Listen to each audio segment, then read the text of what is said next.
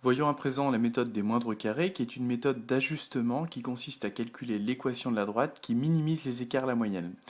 En effet, nous l'avons vu précédemment, les moindres carrés doivent être utilisés uniquement lorsque la variation du volume de la demande est très irrégulière. La première étape consiste à calculer x bar et y bar, autrement dit la moyenne des xi et la moyenne des yi de ce tableau, puis de compléter le tableau qui se trouve juste en face de vous. On obtient ainsi x bar 3 et y bar 339. Pour compléter la troisième colonne de ce tableau, il suffit de calculer xi moins x bar, autrement dit 1 moins 3 égale moins 2. Et ainsi de suite, 2 moins 3 égale moins 1, 3 moins 3, 0, etc., etc.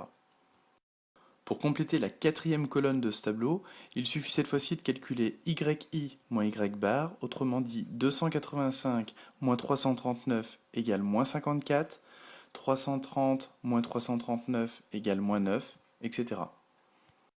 Pour compléter la cinquième colonne de ce tableau, il suffit de prendre la troisième colonne que l'on va élever au carré. Exemple, moins 2 au carré égale 4, moins 1 au carré égale 1, ainsi de suite. On notera que, parce qu'il y a un carré, le résultat ne peut absolument pas être négatif. Pour compléter la dernière colonne de ce tableau, il suffit de multiplier la troisième colonne avec la quatrième colonne du tableau. Exemple, moins 2 fois moins 54 égale 108, moins 1 fois moins 9 égale 9, etc. Alors, une fois le tableau intégralement complété, la deuxième étape consiste à trouver le petit a en divisant les deux derniers résultats trouvés.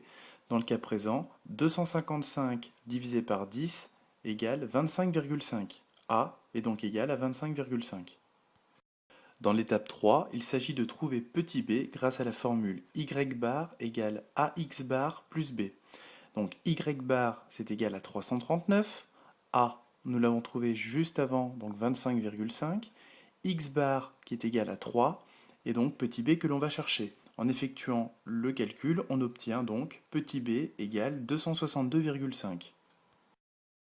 Quatrième et dernière étape de la méthode des moindres carrés, trouver y, c'est-à-dire le chiffre d'affaires prévisionnel, en remplaçant x par l'année recherchée. En l'occurrence, nous recherchions le chiffre d'affaires prévisionnel pour l'année 6. On obtient ainsi y égale 415,5.